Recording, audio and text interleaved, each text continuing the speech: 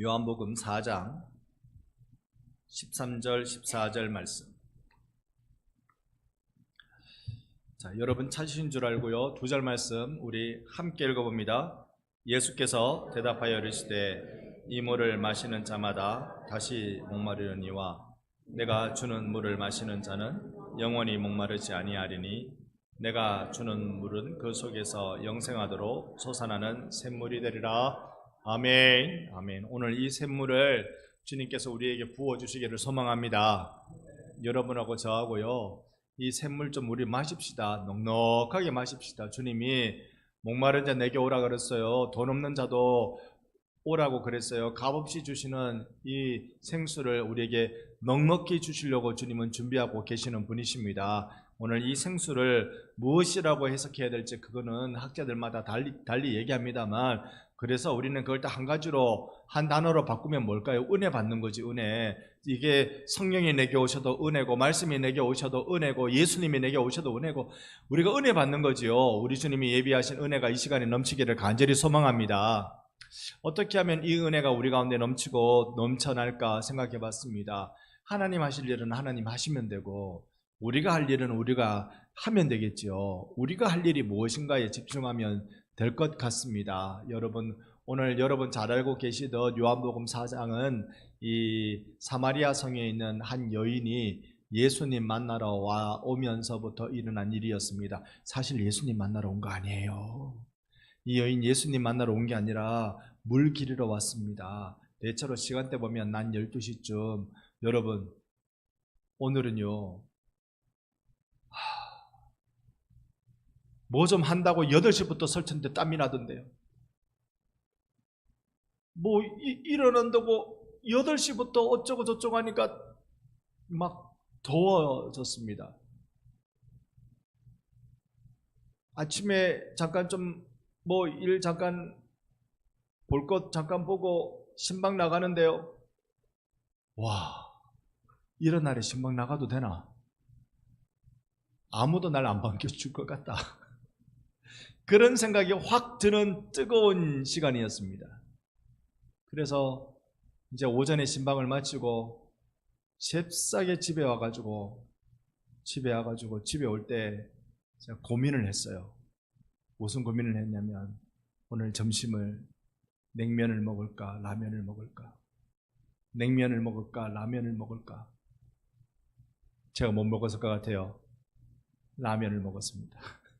지금 우리네 겪는 더위보다 이 근동지방이 겪는 더위가 더 심할 텐데, 그런데 거기에 12시에 이 아주머니가 왜 물 길러 가야 합니까? 자신의 삶을 감추기 위해서라고 많은 사람들이 그렇게 해석을 합니다. 왜냐하면 예수님이 너의 남편이 몇 명이냐 이렇게 물었기 때문에, 아니 너의 남편을 데려오라 라고 물었기 때문에, 그래서 예수님이 정확하게 그녀의 과거의 삶을 다 알고 계셔서 그걸 그 예수님 만나기 전에 이 여인은 동네에서 그걸 감추기 위하여서, 그래서 남들이 물 길러 가지 않는 시간대에 우물에 갔다, 그렇게 얘기를 합니다. 그 말이 맞기도 할 것이고요. 또 하나는 많은 지지를 받고 있지는 않지만 한 부분의 신학자들의 해석은 여러분께 한번 말씀 예전에 드렸습니다만, 하나님은 그 인류를 구하는 자손을 누구의 후손으로 준다고 그랬어요? 창세기 3장에 누구의 후손? 여자의 후손으로 보낸다고 그랬어요. 그래서 이 성경을 가지고 있는, 성경을 붙들고 있는 민족, 이스라엘 민족은 여성에게 사명이 있죠. 그 사명이 뭐냐면 후손. 그냥 나의 혈육, 내 남편의 혈육을 태어나게 만든다라는 개념보다 메시아의 계보가 막히지 않도록, 메시아의 그 계보가 언제 예수님이 오실지 모르지만, 메시아가 오실지 모르지만 그 계보가 막히지 않도록, 그래서 출산해야 된다는 사명을 가지고 있다고 합니다. 그런 맥락에서 이 여인이 출산이 막히지 않도록 하기 위해서 그토록 많이 결혼했고 그렇게 했을 것이다 라고 해석하는 이들도 있습니다. 어느 쪽이 맞는지는 그건 성경에 명확하게 얘기하고 있지 않기 때문에 우리가 이거다라고 말할 수 없지만 두 가지 다를 우리가 전제해 놓고도 우리가 생각해 볼 수 있는 건 이 여인에게 있는 무엇이 있을까요? 저는 그건요, 메시아 만나기를 위한 간절함이 있다고 믿습니다.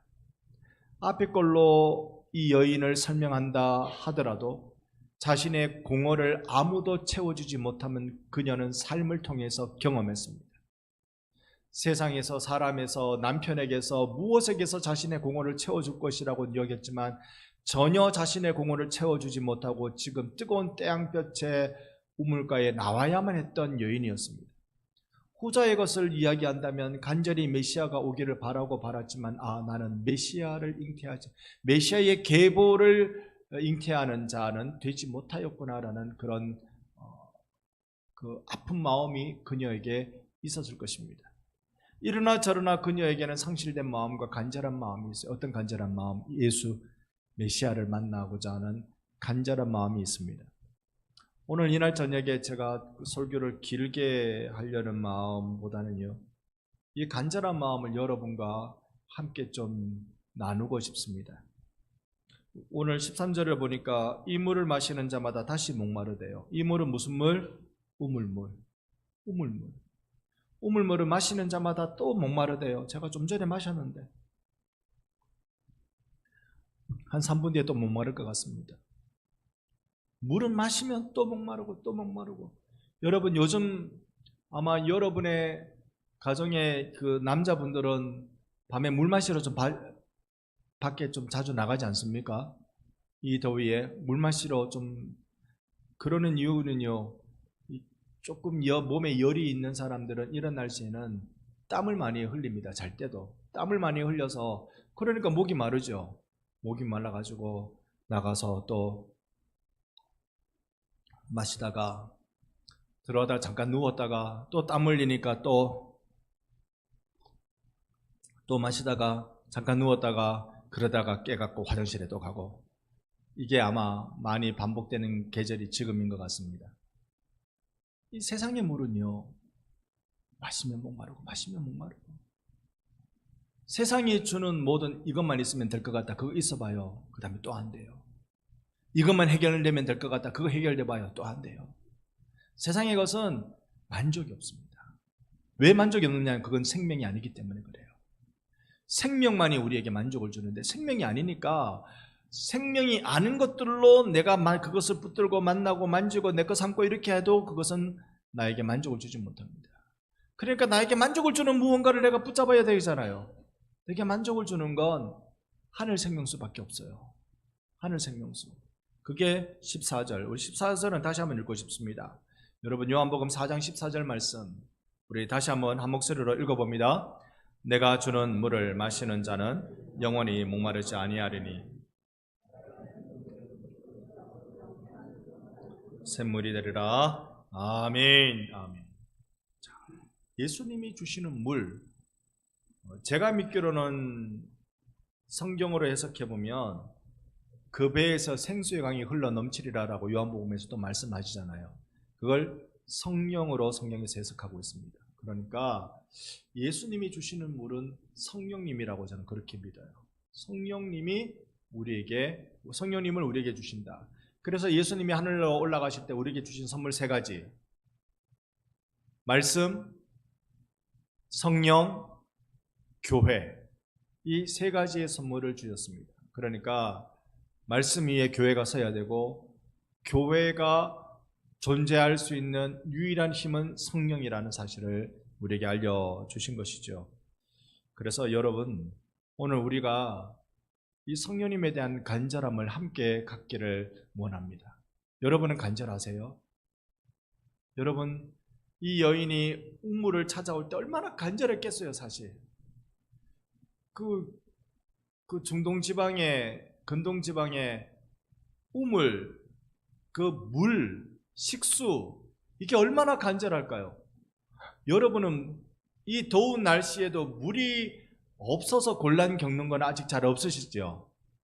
나 너무 더워서 좀 씻어야 되겠어. 물이 없어 못 씻은 적은 없으시죠? 옛날적 이야기 말고 옛날적은 저도 엎드려 버차면 어머님이 등에 물 부어가지고 그런 거 했어요. 근데 옛날처럼 물이 없을 때 말고 요즘 물이 없어가지고 내가 뭘 못하는 건 아닐 거예요.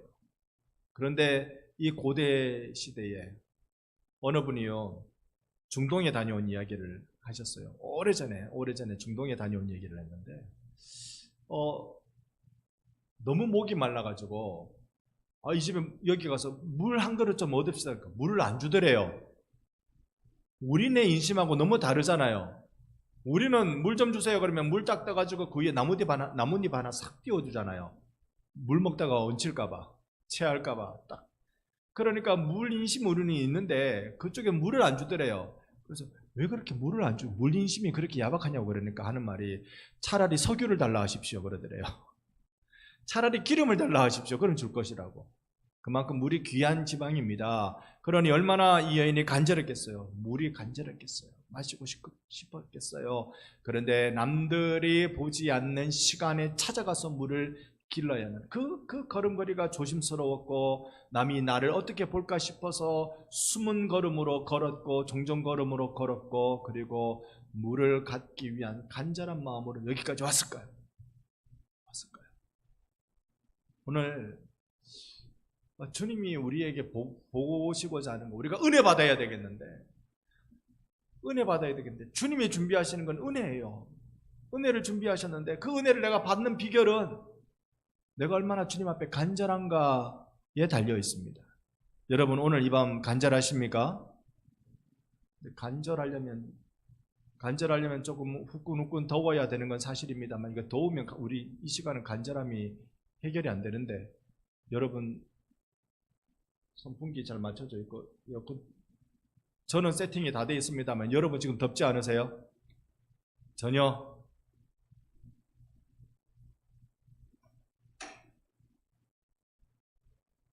안 더우시군요. 저 혼자 좀 더웠습니다. 자, 여러분과 꼭 나누고 싶은 건 우리가 간절한가입니다. 금요 기도회에 올 때마다요 올해 들어서 생긴 현상은 금요 기도회 일단 기도회 준비도 기도회 준비지만 서 있을 준비를 좀 단단히 해야 되겠다 그 생각이 좀 들었어요. 금요 기도회 찬양하는 이 악기와 또 찬양을 부르는 이들과 8시 10분에 만나서 연습하거든요.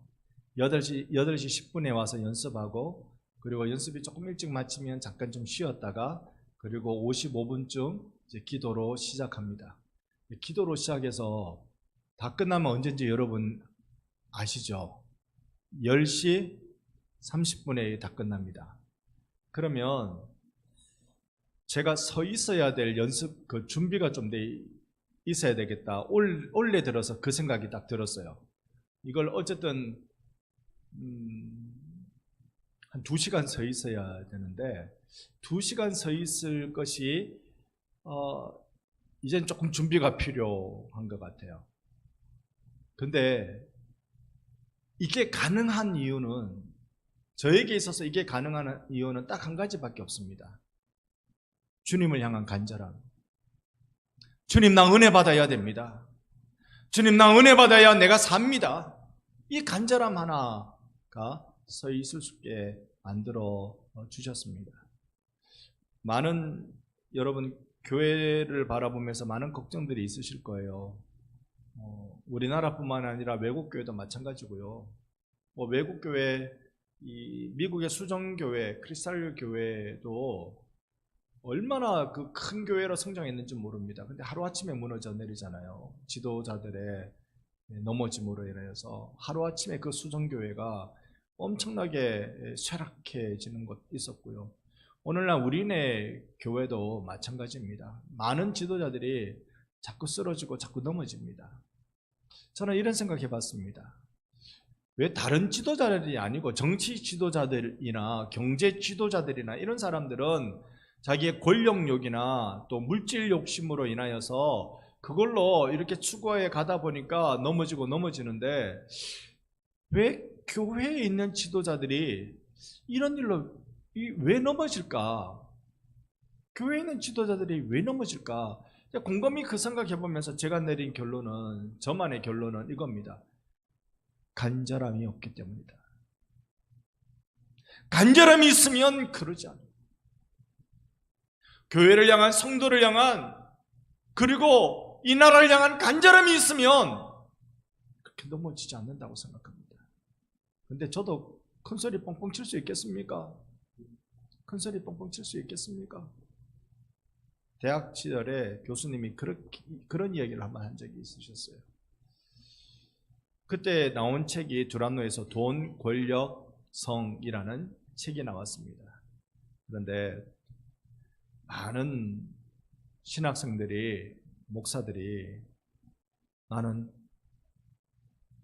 그 권력에 나는 넘어지지 않는다. 권력에 넘어지지 않는다. 라고 말들을 합니다. 왜냐하면 권력을 잡을 기회가 없기 때문에 그렇습니다. 제일 약한 부분이 돈이라고 얘기합니다. 자기들은 현실이 돈과 싸우기 때문에, 이 돈의 문제 때문에 권력이라는 건 경험해보지 못한 세계라는 거죠. 이게 순서가 있다는 거예요. 돈, 성, 권력. 이 순서에 따라서 사람에게 치명적인 공격을 한다는 겁니다. 그러니까 신학생 때 늘 돈 때문에 힘들다는 거죠. 힘들죠. 등록금도 내야 되죠. 살아야 되죠. 차비해야 되죠. 그리고 학교 가서 밥 사 먹어야 되죠. 또 어려운 사람 도와주라 그랬으니 도와줘야 되죠. 이런 거 하다 보니까 중문이가 늘 부족하니까 그것 때문에 고민하는데, 거기에 하나님 나에게 좀 까마귀라도 좀 보내주세요라고 기도하는데, 권력은 저 멀리의 일이란 말입니다. 그런데 살면서 돈의 문제가 해결되고, 또 결혼해서 성의 문제가 해결되고, 그러면 그 다음에 권력의 문제가 탁 다가오더라는 거죠. 여러분, 그런데 이런 우리에게 다가오는, 우리를 넘어지게 만드는 이러한 것들이 왜 우리에게 오느냐 하면은 간절함이 없어서 그래요. 반대로요, 우리가 주를 향하여 간절함을 갖고 있으면 그때는 하나님의 은혜를 경험하기 시작하는 겁니다. 우리가 정말 그런 사람이 되자고요. 우리가 이때까지 지나온 세월이 어떠했던지 간에 지금 이 순간이 주님 앞에 간절해서 내가 가지고 있는 그 수준이 얕은 수준이나 아니면 참 높은 수준이나 어디에 어느 위치에 있는지 알지 못하지만, 그러나 분명한 건 어디에 있든지 내가 주를 향하여 간절해지자. 주를 향하여 간절해지자. 예수님이 말씀하셨죠. 부자가 천국 들어가기는 무엇 들어가는 것보다 어렵다? 낙타가 바늘귀에 들어가는 것보다 어렵다. 왜 그럴까요? 그 수준에 있으면 그를 넘어뜨리는 수많은 어려움들이 훨씬 더 우리보다 크기 때문에 그런 것이겠죠. 오늘 우리에게 필요한 건 간절함입니다. 정말 우리가 충만해지고 싶어요. 정말 우리가 하나님의 은혜로, 하나님이 보내주신 가장 큰 은혜 보혜사 예수로 우리는 충만해지고 싶어요. 예수님께서 부활 승천하시면서 또 다른 보혜사를 우리에게 주신 성령으로 우리는 충만해지고 싶어요. 우리 인생 우리대로 살면 반드시 우리는 넘어집니다. 반드시 넘어집니다. 그런 흠과 틈이 없는 사람은 한 명도 없었습니다. 우리가 보기에는 사무엘의 인생의 스토리를 보면 정말로 본받을 만한 위대한 스토리, 그의 입에서 나오는 말은 하나도 땅에 떨어지지 않았다라고 말할 정도로 선지자적 사명을 놀랍게 감당했던 것이 사무엘이었는데, 그의 삶을 성경을 통해서 꼼꼼히 들여다보면 자식 농사 잘못 지었어요. 사무엘은 자식 농사 잘못 지었어요. 우리가 그 어떤 성경의 위대한 인물도 그의 삶을 꼼꼼하게 살펴보면 분명히 틈이 있고 분명히 아픔이 있습니다. 오늘 우리가 그럴 때마다 우리에게 필요한 건, 주님 나 은혜가 필요합니다. 주님 나 주님의 은혜로 내가 채워져야 됩니다. 이렇게 간구하고 나가는 일일 것입니다. 그래서 오늘 이 밤이 여러분, 우리 하루 종일 뜨거운 햇볕 아래, 뜨거운 온도 아래 숨 막히는 생활을, 그 하루의 일과를 마치고 오셨겠지만 그럴수록 더 우리 간절해집시다. 더 간절한 마음으로 주님 앞에 함께 나갑시다.